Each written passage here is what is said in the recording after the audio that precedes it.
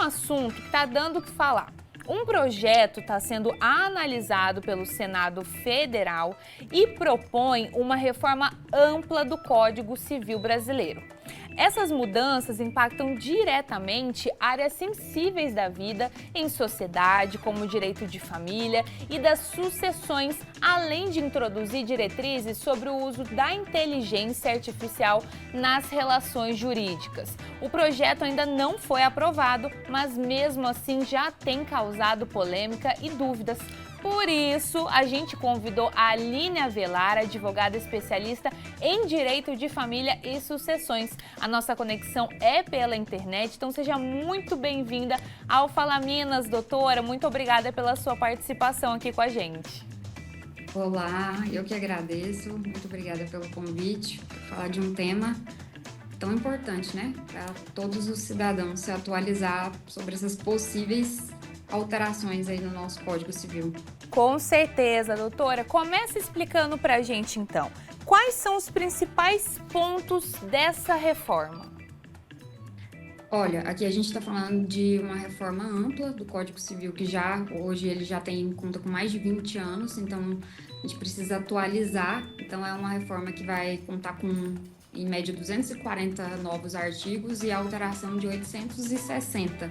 Então não dá para pontuar todas as mudanças aqui, mas basicamente aquelas mais expressivas na área de família e sucessões são a possibilidade de um divórcio unilateral em cartório, um divórcio sem a necessidade da presença dos dois em cartório, um divórcio não possível em casos em que tenha menores e incapazes, mas possível apenas de uma das partes ir buscar esse divórcio, né? Claro, vai ter um tempo de 5 dias para a manifestação da outra parte para esse divórcio. Hoje em dia, o divórcio já é possível dessa forma, unilateral em ação judicial, né? Porque é um direito potestativo, não tem que ter uma autorização do outro para se divorciar.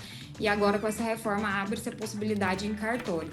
Também vai abrir a possibilidade de alterar regime de bens de forma extrajudicial, não precisando mais de uma ação judicial para isso, né? Essas medidas do anteprojeto são justamente para desburocratizar, facilitar, trazer essa realidade que nós vivemos, né? Dentro da área de família também, a possibilidade ali dos acordos pré-nupciais, né?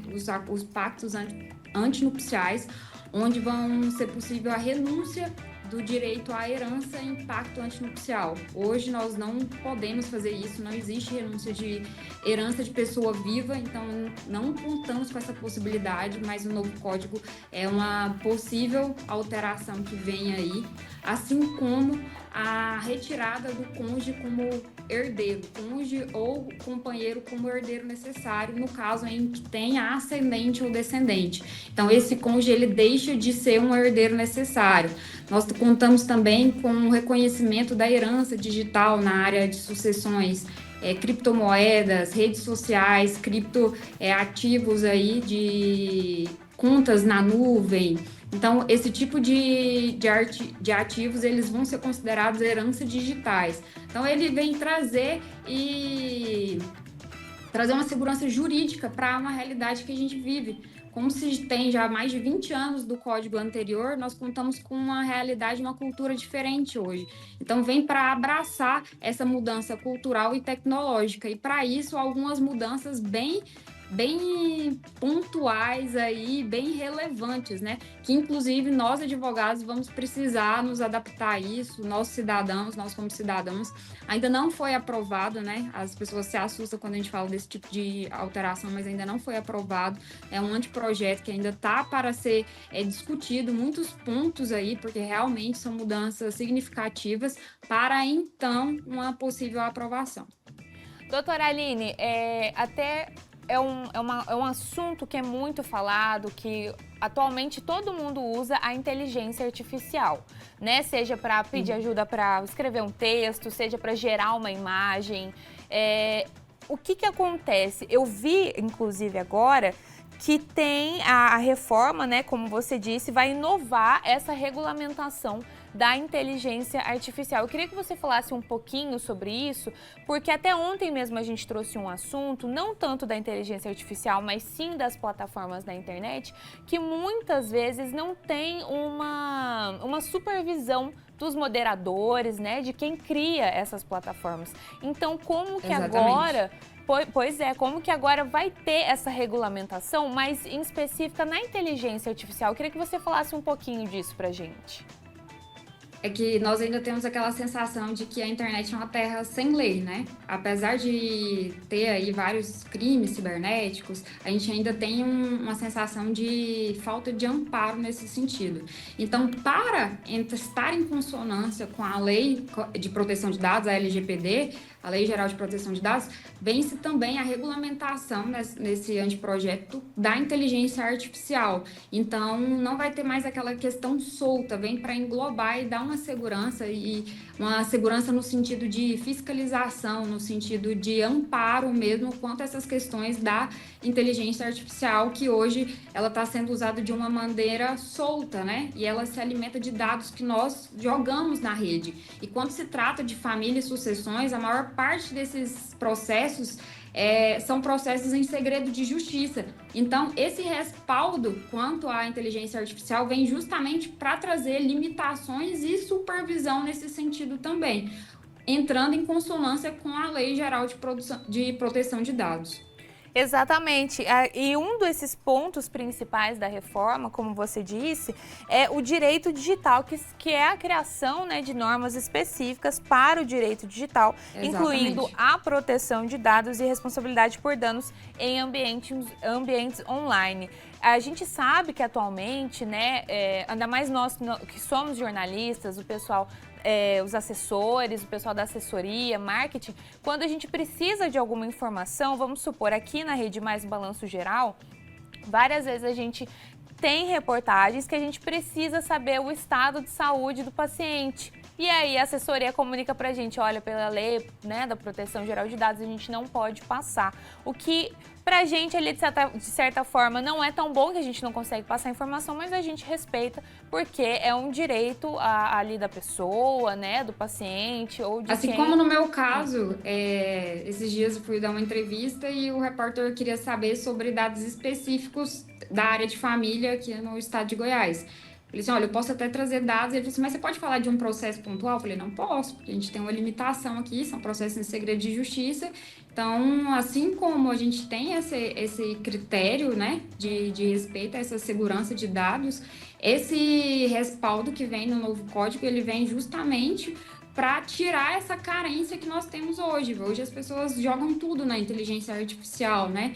Então, ela tem se alimentado disso e, como até uma menção da ministra Carmen Lúcia, é que ela pode ser utilizada para bem e para mal, depende de quem está usando, né? Então, a tentativa é de que esse anteprojeto ele venha dar essa proteção, né? Essa maior segurança jurídica no que tange aos bens digitais, que também serão trazidos aí como componentes de herança, né? Eles vão adentrar o espólio. Hoje a gente já se fala de herança de bens digitais, mas a gente não tem nenhuma lei que fala sobre isso diretamente. E nesse anteprojeto traz essa regulamentação dos bens digitais como bens também pertinentes à herança.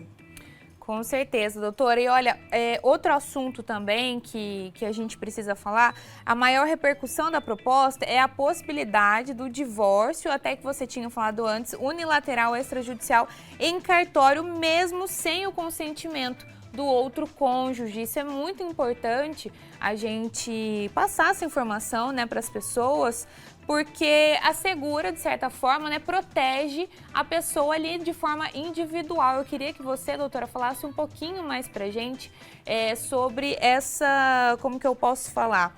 Sobre essa análise, né, de que agora a gente, ali o casamento não depende dos dois. Um quer, vou pedir e é isso e tá tudo bem. Eu queria que você falasse um pouquinho mais pra gente sobre isso. É uma possibilidade polêmica, né? Ontem, ainda comentando sobre esse tema, me perguntaram se eu acreditava que seria efetivo. Falei, como a sociedade tem mudado, certamente será. caso, claro que a gente tem que respeitar as limitações. Esse divórcio ele vai acontecer desde que não tenha filhos menores nem incapazes. A repercussão dele é justamente no sentido de trazer uma super proteção, uma proteção aos cônjuges vulneráveis, no caso, por exemplo, de uma esposa ou esposo que seja vítima de violência doméstica. Então, traz essa autonomia de vontade, né? Uma autonomia privada. O Código Civil, ele tem, as mudanças dele são nesse sentido de trazer uma desjudicialização dos conflitos familiares e uma autonomia também, priorizando o princípio da dignidade humana. Então, para isso, essa possibilidade, é muito radical, não é nada fora de um contexto que a gente já vive mais no âmbito judicial. Então, hoje, se você pedir o divórcio de forma liminar, ele vai ser concedido mesmo antes da anuência do outro. Anuência não, né? Que a gente está falando aqui da ciência, na verdade. Porque o divórcio, ele dispensa a anuência. Porque é um direito potestativo. Então, é um tema polêmico, sim. De repente, você descobre que está divorciado, né? Lá no cartório, dias depois. Mas para isso vai ter também uma ciência no prazo aí de 5 dias para manifestar quanto a essa possibilidade do divórcio. Mas sim vai mudar esse conceito, né? De certa forma, facilitar e acelerar esse divórcio. Pois é, exatamente. O que você disse, doutora, a mulher, muitas vezes, ela está em situação de violência doméstica. É lógico que assim, a gente não pode generalizar, né? Tem casos e casos, mas às vezes a mulher, ela tá ali, ela até tem condição de sair, porque muitas vezes a mulher, ela continua dentro da própria casa, porque ela não tem condição de sair, né? A gente não pode julgar, mas facilita para quem às vezes tem condição de sair, né? Não aguenta mais um relacionamento tóxico, abusivo, não quer mais viver parte daquilo e encontra então essa chance, essa possibilidade, né? De simplesmente se divorciar. Infelizmente, numa sociedade que a gente fala que nós estamos tão avançados, o homem ainda não entende que ele não é dono da mulher, ele não entende que ele não pode mandar na mulher. Então, eu acho que isso, né, sendo aprovado, claro, né, que está em análise, eu acho que vai trazer muito benefício, sim, para algumas mulheres da nossa sociedade. Além disso, doutora Aline Avelar, eu queria que você falasse para a gente sobre o reconhecimento legal das uniões homoafetivas, que eu acho também que é outro assunto polêmico, uma sociedade que a gente se diz tão avançada, ainda tem muita gente que é contra, que não aprova, seja por religião ou seja por algum outro motivo. Eu queria que você falasse um pouquinho pra gente. Esse tema do reconhecimento, hoje a gente já tem essa possibilidade, né? Nós já superamos essa questão do não reconhecimento, só que nós não temos nenhuma lei que fale a respeito. Então, vem justamente para trazer para dentro do nosso Código Civil essa possibilidade que ela já existe em leis infralegais, que são leis fora do Código, mas hoje ela vai ser trazida para dentro. A gente já tem essa possibilidade desde 2011 do divórcio no Brasil e agora a gente vai estar aí amparado formalmente dentro do nosso Código, tanto para reconhecimento de uniões estáveis, quanto para o casamento dentro do nosso Código. Certinho, olha, doutora Aline Avelar, advogada especialista em Direito de Família e Sucessões, muitíssimo obrigada pela sua entrevista.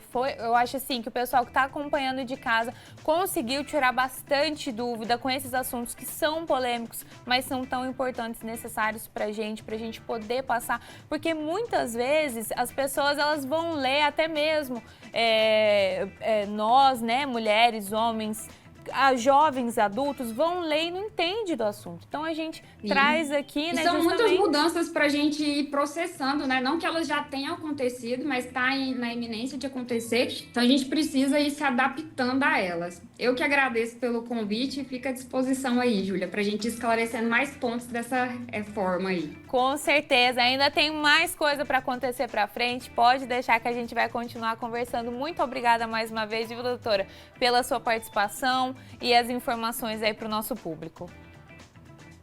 Obrigada, até mais. Até a próxima. Até a próxima.